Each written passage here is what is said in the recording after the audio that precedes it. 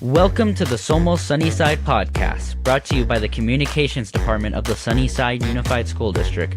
Thank you for tuning in while we share stories about the bright side of education.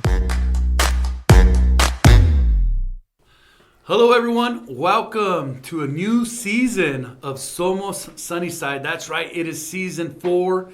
We want to welcome everyone back to another great school year. This is the 26-27 school year. I can't believe that we are 4 years in with this podcast. And you know, again, our goal is to highlight the amazing stories that are occurring in our community, in our schools, and just to make sure that our listeners are in tune with what's going on. You know, our goal here is to be transparent. Our goal is to communicate. Our goal is to be good listeners and really just tell these amazing stories. And we have a great one for you today. In case you're wondering who I am, I'm Jose Castellum, again, the proud superintendent of the Sunnyside Unified School District. This is year 5 for me in this role, and so just very grateful and feel blessed to serve a community who has continued to serve me, you know, or who served me, I should say, for so many years as I grew up in this community. So these individuals here need no introduction. They are very, very well known in the Sunnyside community for sure, and definitely all of Southern Arizona. And we got the Gallego brothers in the house today. And so, you know, we have, so what's up, Gallego brothers? What's up, brother? What's going on? So this is awesome, you know, definitely a sweet moment for me, just because, you know, I went to school with some of them.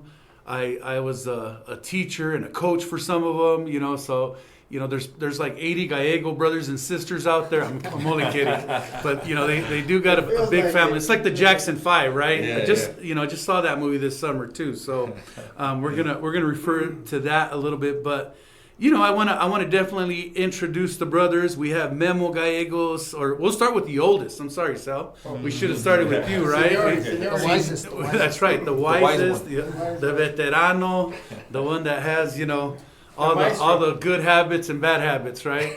So las mañas. So we'll start with you know, Sal Gallegos, and I'll let them, you know, talk a little bit about, you know, their path here in a minute, and then we have Memo Gallegos, we have Beto Gallegos, and Ralphie Gallegos, you know, and we know that there's other brothers and sisters we'll get to here in a minute. You know, as I was teasing earlier, it's a big family that's, you know, been involved in this community for a long time, and so, you know, I think what's interesting is people know when they hear the Gallego brothers, I think their mind goes in different directions, right? You have the Gallego band, you have Sal, who's a mariachi teacher, and they're all musicians, and you know, all of them have done amazing things. You think of American Eat Company, you know, the things that, you know, Memo and his partners and his team are doing, but I want to give you guys the opportunity to, you know, just say what's up to our listeners, and I want to get right to it. I want to talk a little bit about, you know, I want to bring it back to your experiences here at Sunnyside, you know, in Sunnyside Unified School District. Tell us a little bit about your path, you know, what did you move here? Were you here all along? Where did you go to elementary, middle, high school? And then we'll get into some good stories, as I know we'll have. So we're gonna start with the oldest brother, Sal. So Sal, tell us a little bit about, you know the family. You know, if you guys lived, you know, in the community your entire life growing up, or, you know, how did that Gallego story start? We moved to Tucson in 1980. So I think back then Beto was a 2 baby. years old, yeah. Two. Probably about 2 years old, yeah, a year and a half. Yeah, so we moved into the Santa Clara. I went to Los Ranchitos for a little bit. I went to Elvira for a little bit.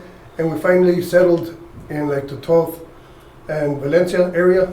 And we ended up at Santa Clara. So I think all of us finished Santa Clara, right? Mm-hmm. Yeah. Oh, yeah. Bulldogs. Santa Clara Bulldogs. We Shout out to the distance. We used to walk there every day. Yeah, I walked there. Yeah, through the alleys. And where did you guys go to middle school? So that's kind of funny because I was just talking to Coach Fuentes the other day.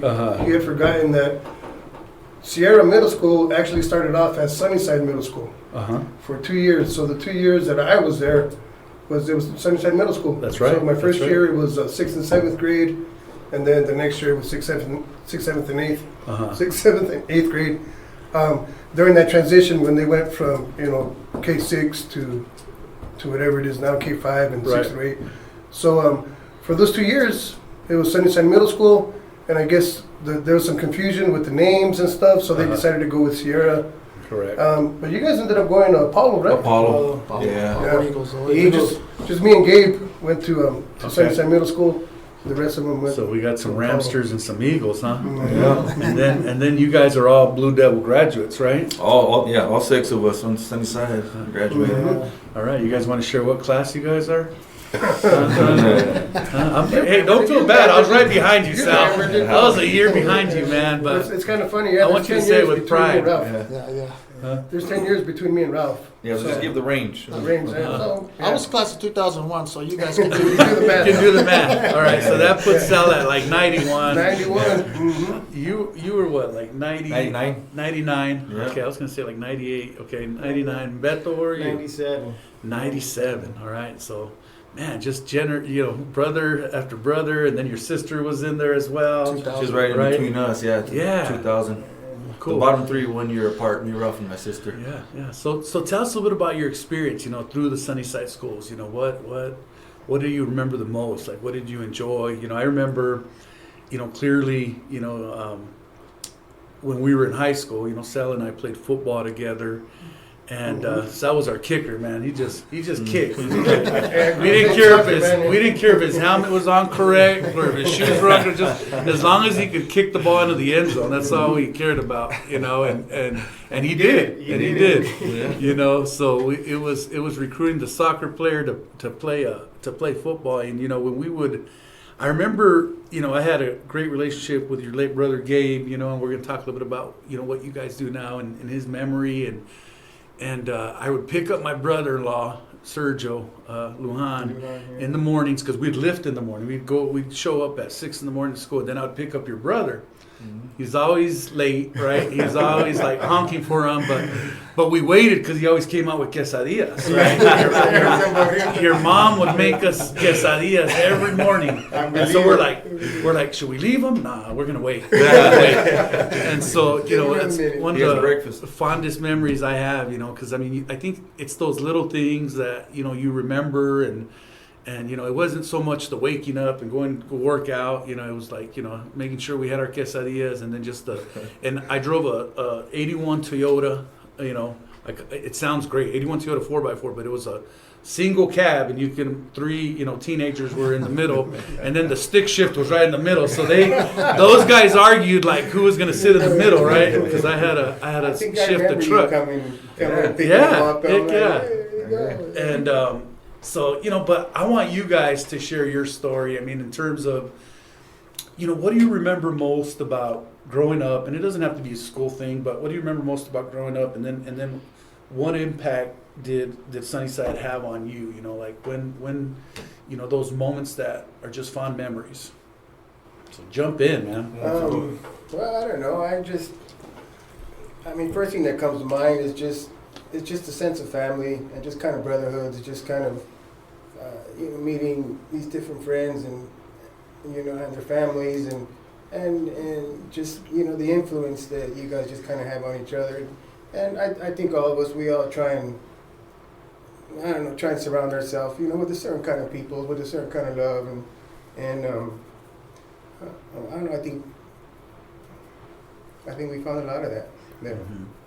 Yeah, I think a lot of friends that we made that we still keep in contact with. Not as often as we'd like to, but yeah, just over the years. I know some of my friends I met in elementary school in Santa Clara, Mm-hmm. and we still try to keep in touch. Obviously, those relationships I made in high school.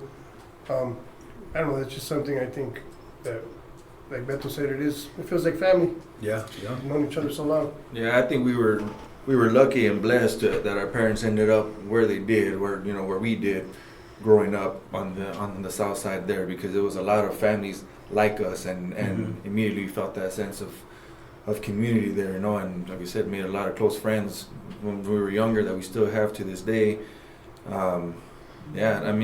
I think for me, probably one of the things that I think was the most impactful that I remember the most was you know, once we got to high school and being in sports, you know, that you know, having some great coaches, you know, such as yourself was one of my football coaches, Gary Sosa, Posey, and of course Sanchez, you know, and that just brought a whole other, you know, we learned a lot. They taught the grind, right? The grind, you know, for sure. I always remember the saying, you get out of it what you put into it, right? For sure. And so that's something I've kept with me throughout my life. And so, you know, I remember coaching Ralphie, you know, I mean, when he was a freshman, and we kicked everybody's butt, I think, that year, right, Ralphie? But, you know, tell us a little bit. And Ralphie's obviously the youngest one, the chipilón of the family, right? And so he's the baby. So tell us a little bit about, you know, your experiences. You know, what do you remember from going through the school systems? So I remember, so I'm the baby, so I'd get all these teachers saying, "Oh, you're Beto's little brother, Gabe's little brother." I'm not like them. So. Some connection. Don't get me confused. Yeah. You had to put out the disclaimer. Yeah. Don't judge me based on my brothers and sister. You know? I learned from all of them. Yeah. But no, I mean, it was great. Like I said, I'm the baby, so obviously I was around the schools my whole life, going to all their sporting events and doing all that, and just. They had it a lot easier than I had it. You prepped everything for him. You set the road for them, set the tone for them. Yeah, so and Yeah. And I think, well, I mean, I had great experiences everywhere. You know, at Apollo, that's when I started wrestling. We all wrestled pretty much, and I think that's one of the cool things about the district is people who graduate from here always come back and give. So like my wrestling coach, Buddy Lozano, in middle school, right, and then Graduated from Desert View High School. Yep. Yeah. So I think everybody comes back and they just give back to the district, which I think is awesome. And I think when the district has an impact on you want to give back, you know, and come back and share your experiences and try and keep that tradition going. Absolutely. But yeah, then once in high school, like Memo said, in football, and you coached me my freshman year, and then we played. We all had a good relationship with Coach Sanchez, and. You missed the state championship by a year or something? Yeah. That's right. He had a great freshman He paid year. it more, though. Yeah. He paid it. That's right. Yeah. We played the one against Chaparral, huh? Is that the one you That played? was a game. I still remember that one. Oh, I do too. It still hurts. Oh, Believe it me. does, bro. Believe me. Well, you know, I think one of the questions I've always wanted to ask, and I'm sure a lot of the listeners out there probably want to hear this, is like, when did you guys, you know, get your first start, like with music? You know, obviously you guys are musicians. You know, you do mariachi. You have your band. You guys are all super talented. I've seen you many times, and you guys can play multiple instruments. I seriously, I think of, like, when I think of you guys, and this is gonna sound like corny, I think of like Selena and Los Dinos. I think of these people like the Jackson 5, and I think of how families start, like, music in their families, right? It usually starts with the dad, and the dad, you know, the story is the dad's like the hard, you know, being I was gonna use a bad word, but I better not. But just being the disciplinarian, we'll use that word, and making sure you're practicing, and somebody in the family sees the talent, right, and says, "Man, my kids are talented. They have this music talent." So, tell us about the story, how all this started, you know, because you guys have been doing it all your life. I mean, think about it. You know, Sal's obviously teaching mariachi at Desert View and is in the mariachi scene. You guys are all musicians, and you guys are darn good, man. So what's the story, man? I think it's partly true what you're saying about my dad. You know, he was never like the disciplinary that like forced us to practice or made us do anything. You were more scared of your mom then. Oh yeah, for sure. My mom. I was too. It was a hard one for sure. Is she coming? But I can honestly say that we definitely got our love and passion of music from my dad. I mean, from both sides, because my mom's brothers are all musicians, excellent musicians too. You know, they grew up playing here.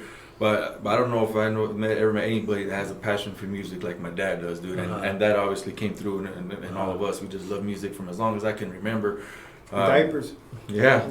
One thing we talk about to this day, and we laugh about it all the time, is you know, we all grew up banging our heads on the couch. You know, we'd sit there on the couch and put music on and just rock our head back and forth with music on. Me, Ralph, and Vanessa especially, you know, would do that from a very young age all the way almost through high school. Almost embarrassed to say, man, but that was our way of like, we just loved listening to music all the time. Mm-hmm. But as far as playing, I don't know. I mean, Chavita was the first to give me. Well, pretty much all of us, man. I mean, as far as back as I can remember, there was a guitar around, Mm-hmm. and my dad taught us a few chords. Like Memo mentioned, our tios were great musicians. So every family party, every get together, there was guitars and music. That's just the way it was. So you can't help but gravitate towards that, and so I think that's where it started. So when did you guys actually start like the band, right? Like, because I'm sure you guys all probably did music like in school, right? Like, you know, you played an instrument in school, but when was it like, hey, because man, of the let's age form a gap, I mean, band? now we look like we're the same age, but yeah, with the age gap, it's kind of weird because I got into mariachi as in middle school, Los Changuitos Feos. That's how I was, introduced and taken to a rehearsal. That's where I started. But if you think about it, I was like 13, Ralph was like 3. You know what I mean? Right. So I got into the music scene pretty early. And I continued with mariachi pretty much. That's still what I do. That's still my passion. I was very involved in the community and, you know, the mariachi conference and teaching. Right. So I was doing it as a teenage boy. I was pretty much out there and performing already. Still doing it. Still doing it, yeah. But like I said, with the age gap, it took them a little while. You know, I graduated school and I moved out of town for a while. Mm-hmm. So it was like during those years that, speaking of the Dino, Selena and the Dinos, that's pretty much my dad. He got these guys. I think the bass was bigger than Ralph the first time. Yeah, he was he like started 8 years old, 9 years I was old. about 8 years old when I started. So they got started more with my dad. Okay. But go ahead. Go ahead, yeah. 'Cause My dad had a band that he was playing in a grupo Sonora, right? You know, just a few guys around the neighborhood in Midtown, and me and Ralph would go with him to practice. And we used to love just sitting there watching them. And then when they were like, take a break or whatever, I'd get on the keyboard and start messing around. And I asked the guy to teach me a song, and Ralph would grab the bass or whatever. And then him and I just started messing around with instruments from there. And then I guess my dad, kind of recognized like, hey, these guys can play a little bit. So next thing you know, he's bringing a bunch of equipment home and say, hey, then we're gonna start a band, man. So, all right. And me and Ralph were all for it, man. Were you guys in high school at the time? I was 11. You were 11. I was 11 at that time, but Ralph was 9 when we first started the band. And we actually started doing gigs. It wasn't that far after that. I think I was 12 years old when we played our first bar gig.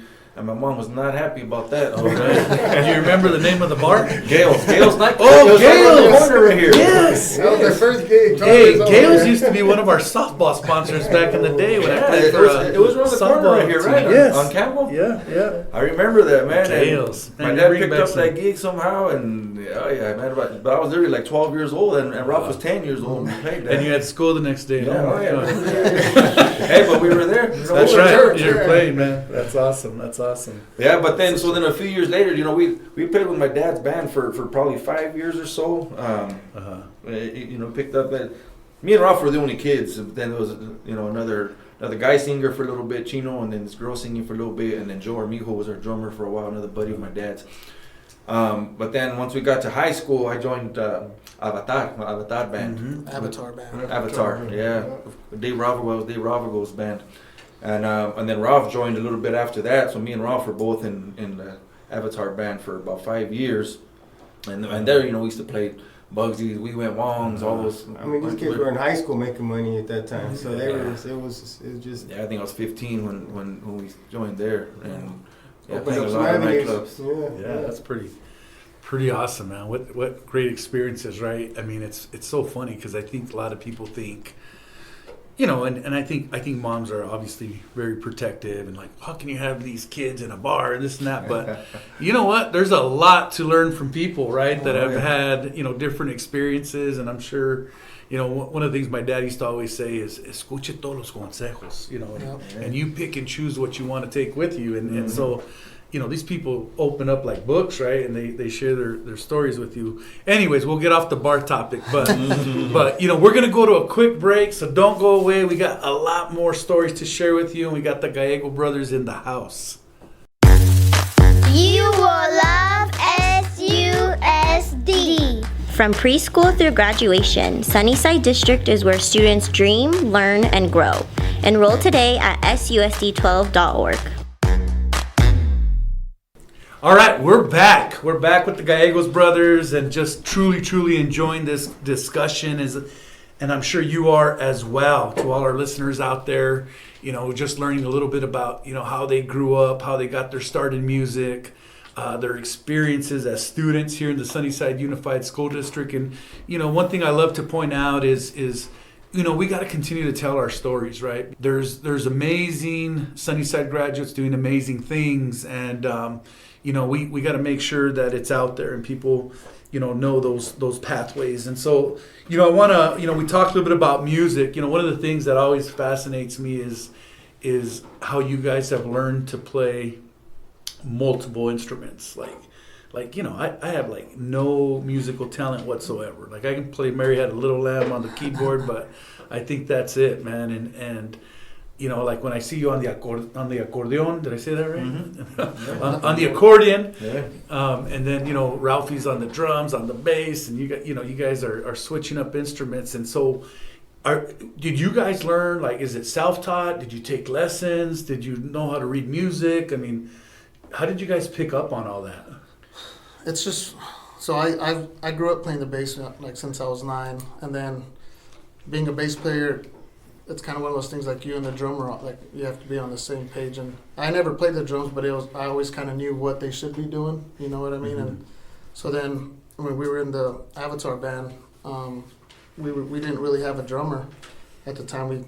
And so I'm like, well, I'll jump on the drums. And we knew another bass player, Juan Hermosillo, great bass player. So I'm like, well, I'll jump on the drums and we'll get Juan to play the bass. And I just from one day to the next, I was the drummer and I just, obviously had to practice a lot. And but it really, I don't know, like growing up, growing up, we'd always just jump on instruments and just try to play and just kind of picked up on it. I never took lessons or anything like that, but it's just something you pick up on being around music. You had a passion for it. Ralph was more my ear. I did go to school, and going back to Sunnyside School District, my sophomore year, I was at Sunnyside, but they were offering a music theory class with Mr.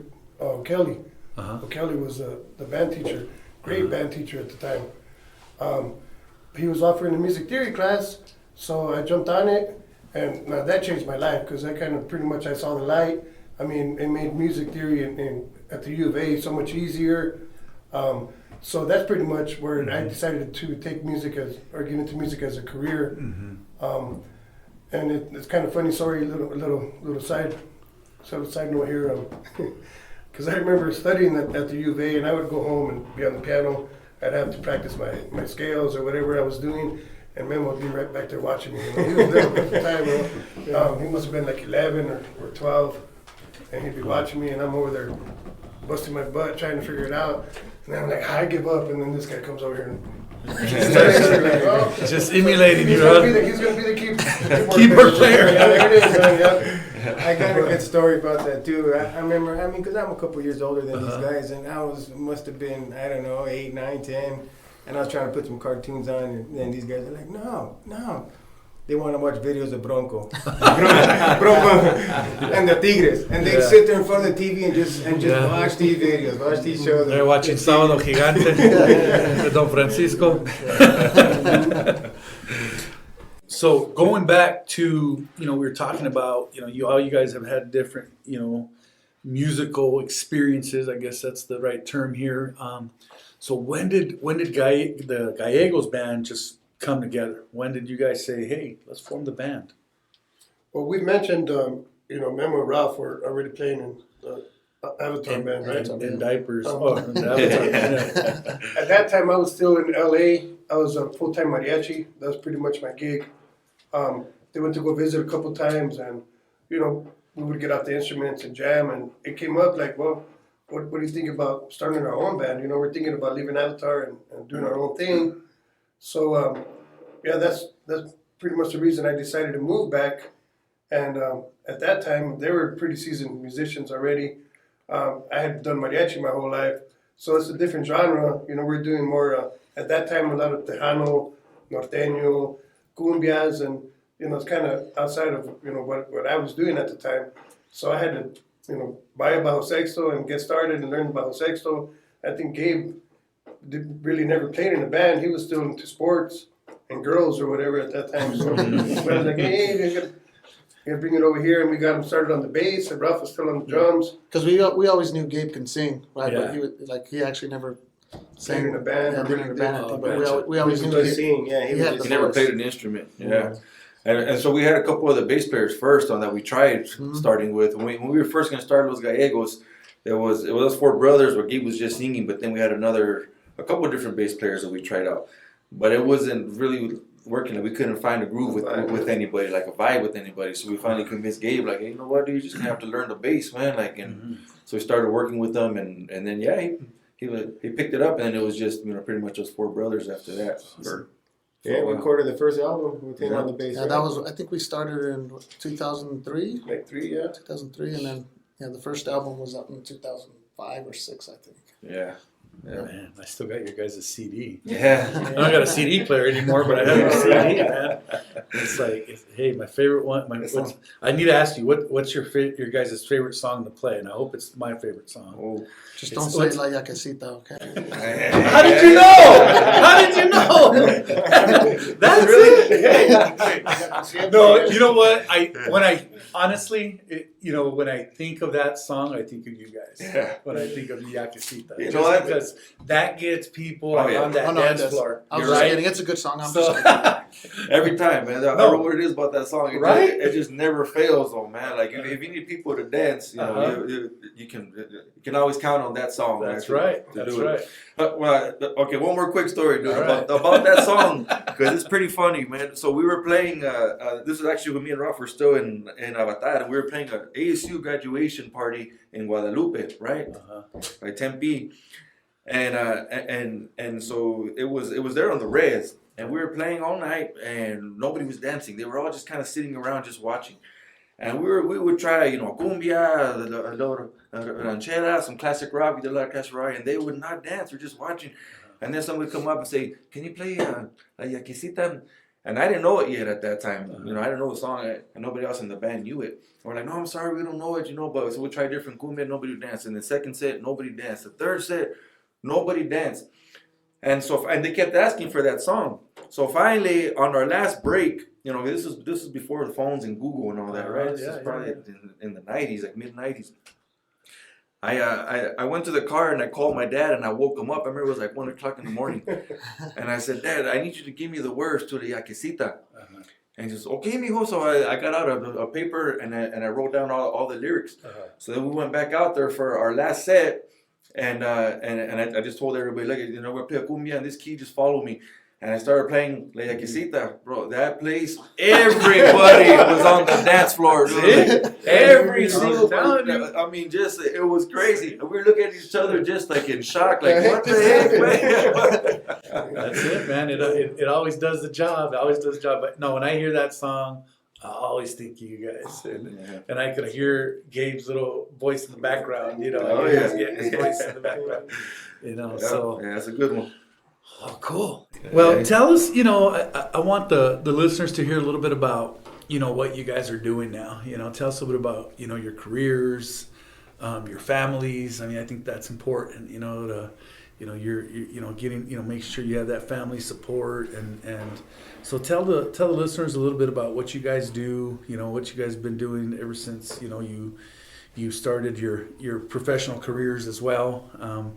I would probably say now, music is a side gig for you guys, but more of a hobby. But you have your career. So, obviously, Memo, I know you're the owner of American Eat Company, and I remember reading the articles about just these revitalization projects that you started here in the community, and it's I think the other story here is how you guys have been vested in giving back to this community, right? Because you can probably do it anywhere else, and for sure you choose to do it here. So tell us a little bit about how that all came about.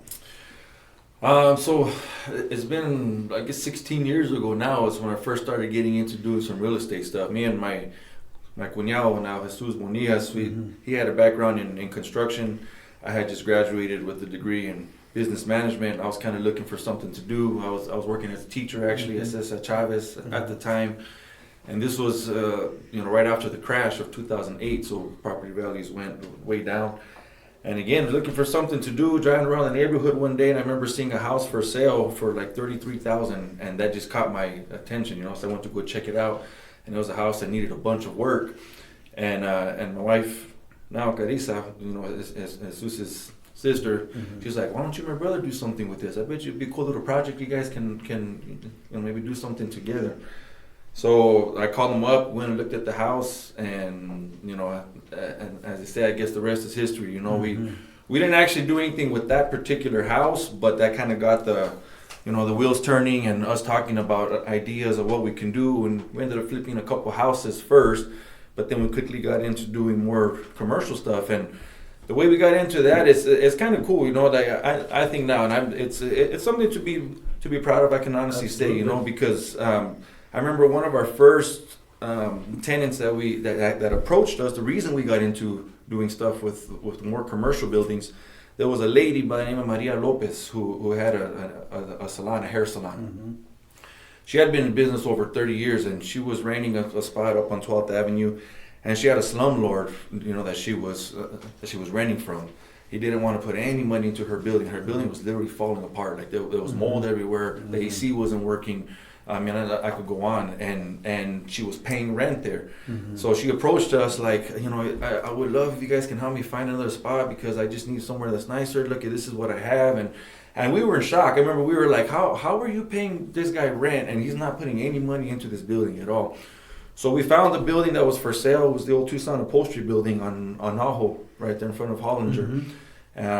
And we bought it, fixed it up, and she was one of our first tenants, and she was like super just excited and happy and thankful for that. And from there, we realized like the need for a lot of these small businesses that they need a nice place to run their business, and most of what you saw, like going down 12th Avenue or whatever, was a lot of houses that were kind of converted to commercial, but it still looked like a house, and so we wanted to give them something a little bit nicer, so we just started doing more of that. And then eventually, came across where American E Company is, and came up with that idea, and it turned out to be a pretty cool, fun project. It's been pretty amazing, and we want to thank you for always being so generous. When we reach out and say, hey, can we have this event there? You hosted our launch of our bond, and our when we successfully passed our $120 million bond.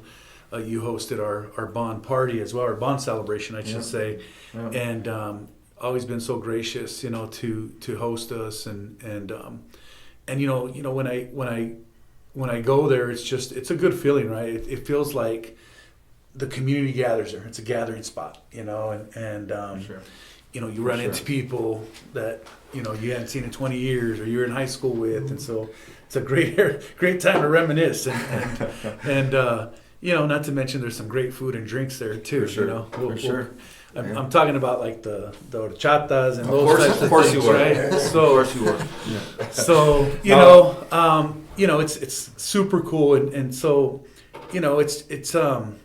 I truly appreciate everything. Just you not only by you developing these businesses, but you're also have given other people opportunities and hope, right, in terms of their business ventures and those types of things that are going on, and it's nowadays it's hard. It's hard for businesses to stay in business. It's hard to start new projects, and you're seeing more buildings that are just empty now, and it's not a good look, right? And so I hope that there's more of that to come, especially here in South Tucson, and because it's a great community. So moving on, I want you brothers to jump in. Tell us a little bit about Sal. Tell us a little bit about your career here. I know you're a teacher, but how many years have you been doing it now, man? It's been quite a while. It's knocking on the door of retirement here. Close. Yeah, pretty close. Social Security. No, I'm kidding. Well, I started teaching officially in 2003. Like I said, I did graduate from the U of A with music performance actually.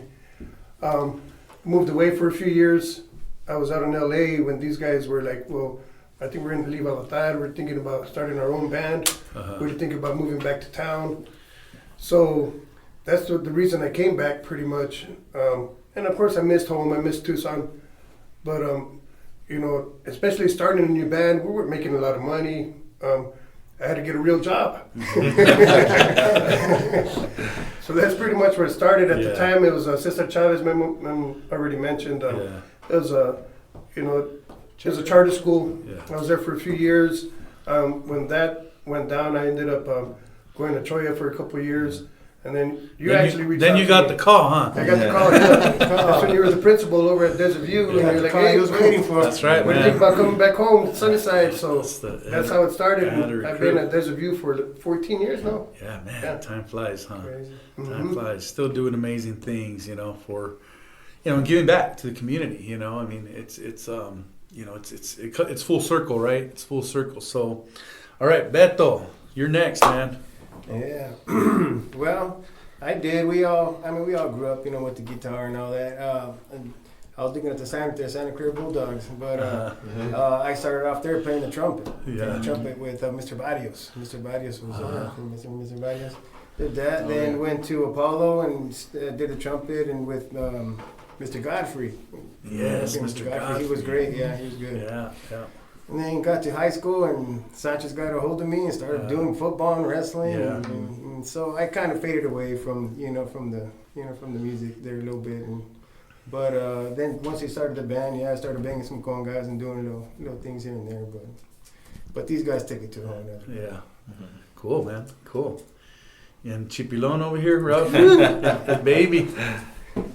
Let's see. What do you want to know about? What I want to know about, I want to know a little bit, tell us a little bit about, you know, tell us a little bit about after high school, your career, you know, where you went to school, what you're doing now.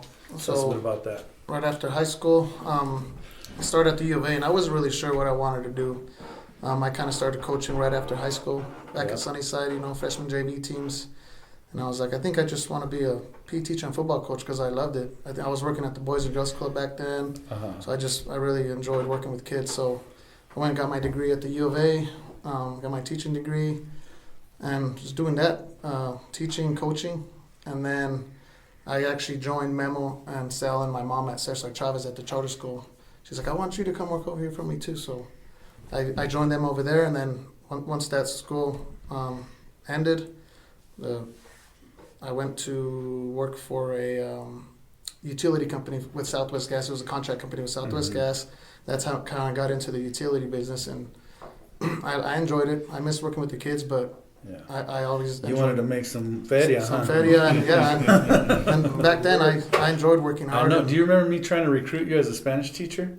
Yes. You remember I that? did. You turned me down, man. I got one brother, but not the other one. Picture man. that, dude. You I couldn't can't picture picture him that? as a Spanish teacher. Spanish, Yeah. Muy pocho or what? Yeah. Oh, yeah. I'm the gringo of the family. Right? You're the güerito. Yeah, the way. So no, keep going. I'm sorry. Keep going. So then I started working with that contract company, and then they were hiring at TEP for meter readers, and at that time I was doing disconnects for non-payment for the gas company, and Oh, you were the bearer of bad so news. I was a bad guy for the gas company, and that's where I learned how to read meters. And TEP was hiring, so I applied over there, and I started there in 2011 as a meter reader, and then but I enjoyed that too, you know, walking around reading meters, but I saw the guys really making money were the linemen over there, and I'm like, I think I gotta get over there. So yeah, I tried a couple times, and then I got hired in 2015 as a groundman and so now I'm at TP as a lineman. So I've been doing that for 11 years now. Wow. Yep. Making big money now. I remember hey, I thought they were paying you just to do commercials. I remember you were in a commercial one time. I'm sitting at home watching TV. I go, that's Ralphie. I'm like, why is he doing TV commercials? Because he has green eyes. I know, because he's the only one that was born with green eyes. He had the Justin Timberlake look. So, you know, I want to shift gears here a little bit, and, you know, I want to talk a little bit about, you know, your brother Gabe Gallegos. I mean, obviously, you guys tragically lost him. You know, we all lost him. You know, what is it, 6 years now?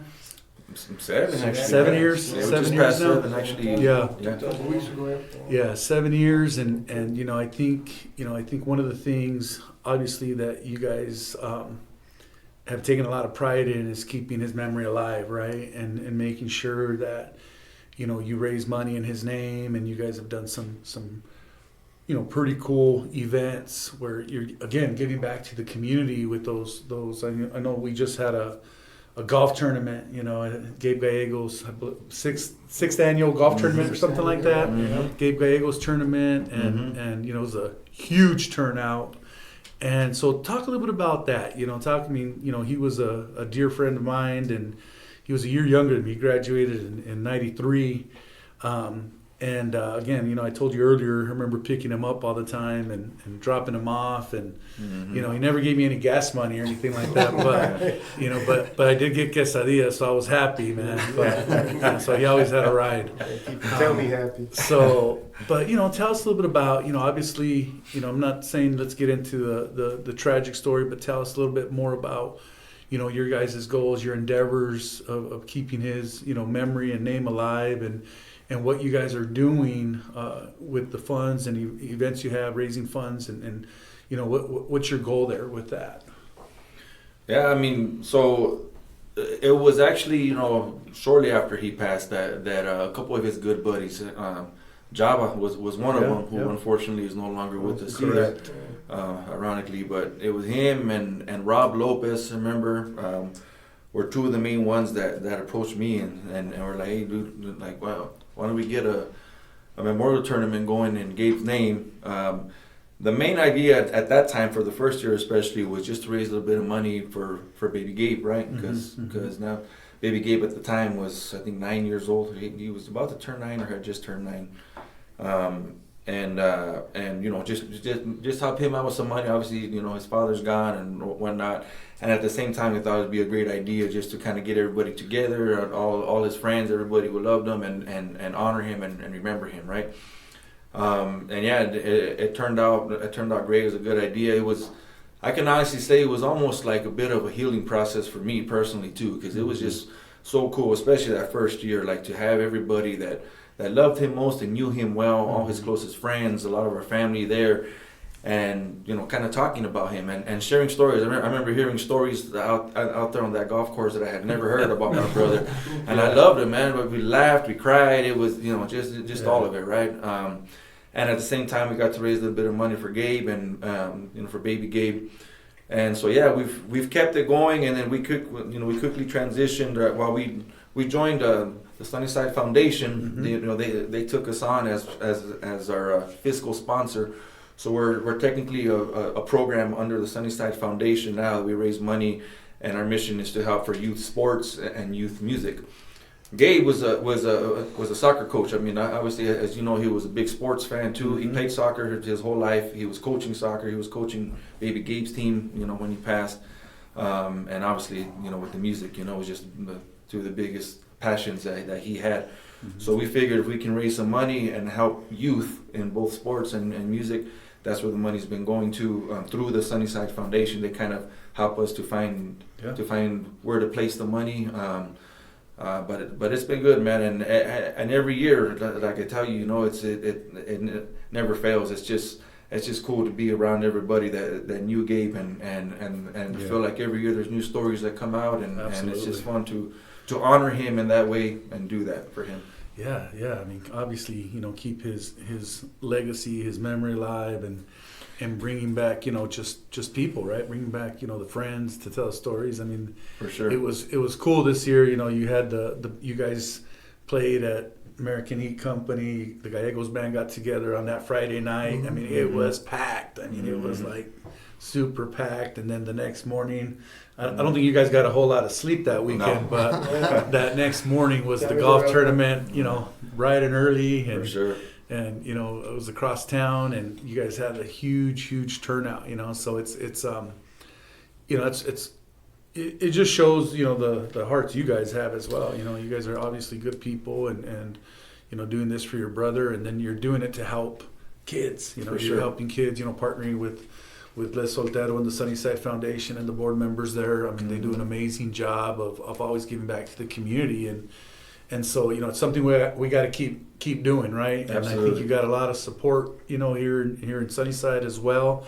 And I'm not trying to put you guys on the spot here, but I just thought of a great idea. I think with some of the funds raised, I think we should do a Gabe Gallegos scholarship, which would be cool through the Sunnyside Foundation, the Dollars for Scholars, and we can get with Liz. We can always cut that out if you guys want. I just think it's something cool. For sure. It's something cool that we can do. And the scholarship is, you can put the details of exactly what you want. You can say it goes to a soccer player or a Sunnyside athlete, or just leave it open for any kid, And so just to, again, keep his name and memory alive with Sunnyside, school district and Sunnyside High School, and that can go to a Sunnyside kid specifically. So, we can talk about that later, but it just brought those thoughts. That's a great idea to mind. Yeah. And I will gladly contribute to it. As well, and so it'd be something cool to do. And so as we shift gears again here, one question I always have for our graduates is, did Sunnyside School District prepare you to achieve what you wanted to achieve in life, right? And so I want you guys to think about that question a little bit, and it's okay for you guys to throw in how that how that happened, right? Was it a certain person? Was it a certain class? Was it just your total experience? Or we can have that as a separate question. But my question is, how did Sunnyside School District prepare you? I guess I can start. I mentioned Mr. O'Kelly already. Mm-hmm. Who was just an awesome musician and a great band teacher over at Desert View. If it wasn't for that class that I had with him, there's no way I would have survived the music theory classes at the U of A. And my first year, I did get a scholarship, academic scholarship. But after that, because of my experience, I was able to acquire, a music scholarship so I could finish. Otherwise, there's no way we could, especially back then, afford college. So I just got very lucky that I was surrounded with those people, and it impacted my life pretty much to this day. Yeah. Still what I love to do. I try to pass on that passion to my students, and it's just full circle. Yeah, pretty absolutely. much, man. Paying it forward, man. Mm-hmm.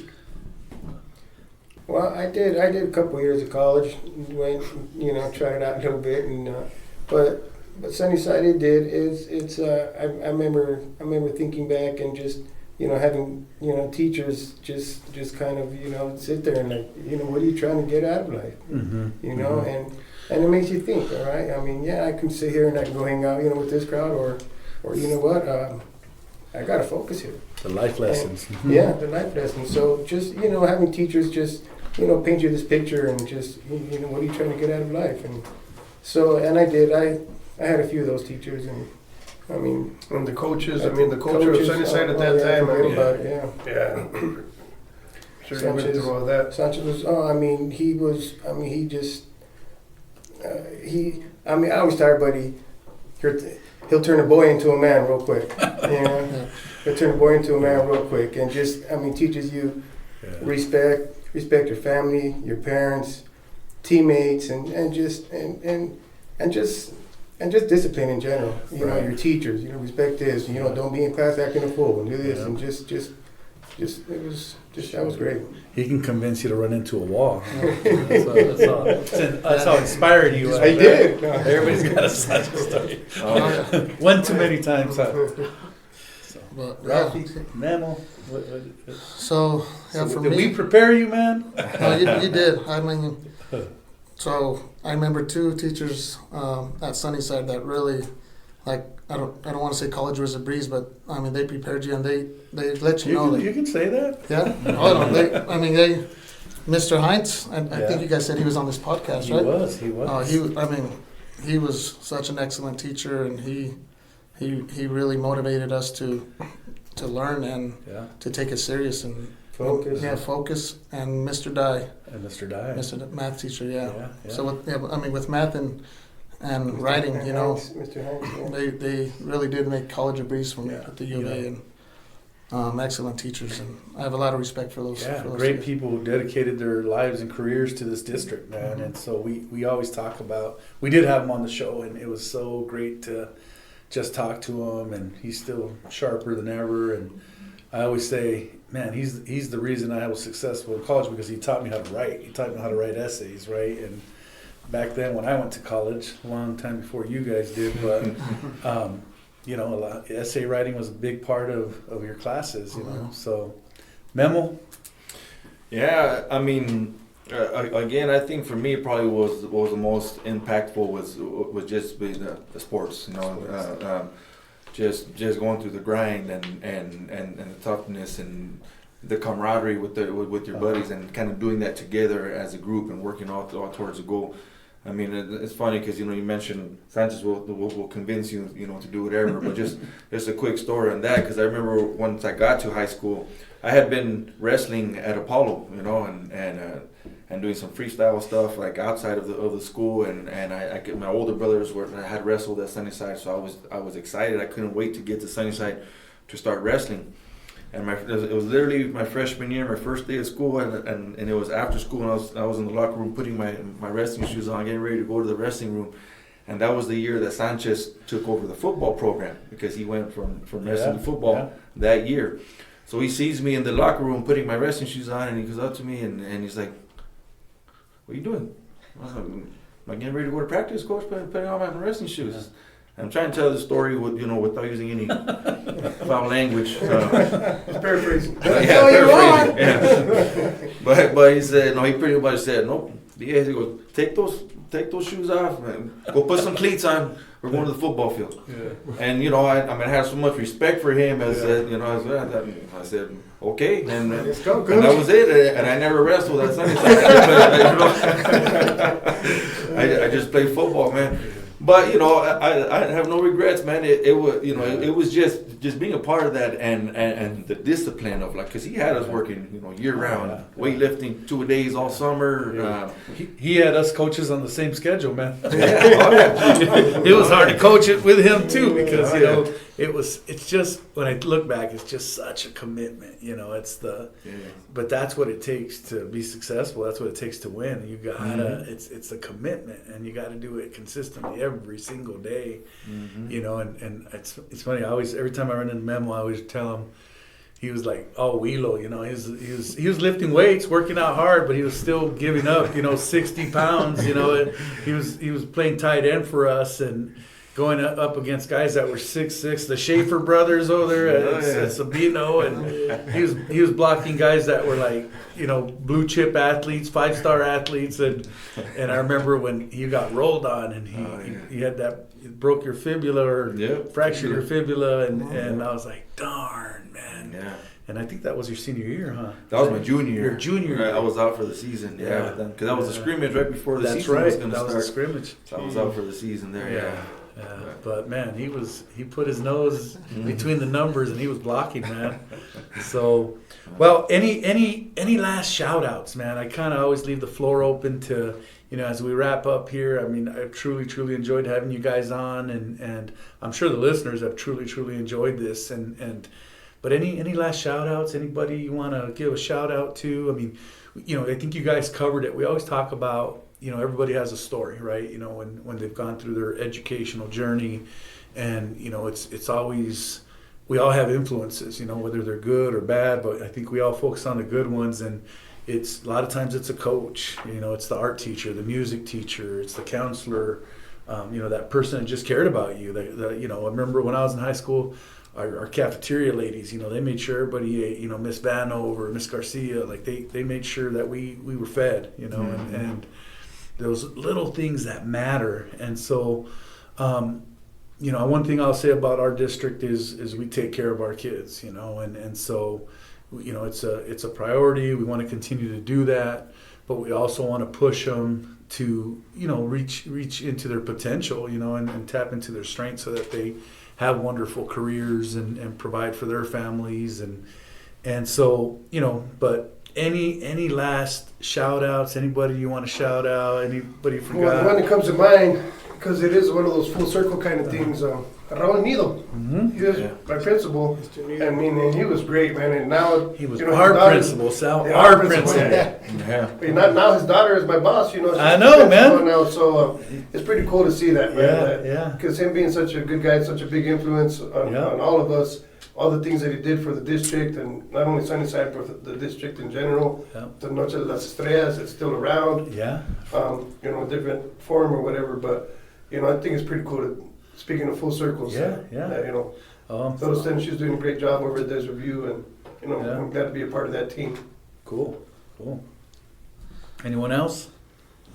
Well, I gotta give a shout out. It is my daughter's birthday today, All Sabrina. Yep, she's 16. She's turning 16. 16, Yeah, man. so yeah, She's driving. Oh yeah. You better buy that car insurance, man. Right. Yeah.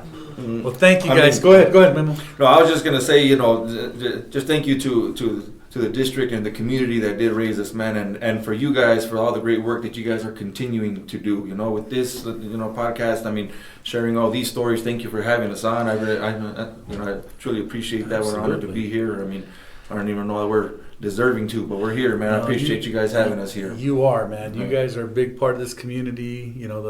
All the Gallego family. Shout out to the rest of your family. Yeah, my mom and dad. Vanessa, your mom and dad. My Your dad's sister a Vanessa. your dad's a great guy. He'd come knock on my door and would have conversations here and had some big ideas. And so, it's been great. And so we want to truly thank you guys for coming on. And one thing I'm really looking forward to is we're going to do a big remodel at Sunnyside High School. We passed that $120 million bond. that's awesome. I heard about that. There's going to be a huge renovation there, and we would love for you guys to come out when we have that ribbon cutting. Maybe we'll have the band reunite and play a little bit that night. Let's do it. Right? Sounds good, man. So we'll definitely get together, and so again, big thank you for you guys coming out, sharing your stories, being a little vulnerable, and sharing this with the community. So at this time, we are gonna sign off, and that's this. This concludes this episode of Somos Sunnyside. Hasta la próxima. Thank you for tuning in to Somos Sunnyside. We hope you've enjoyed hearing these amazing stories that showcase the bright side of education and the incredible things happening across our schools and throughout our community. Hasta la próxima vez en Somos Sunnyside.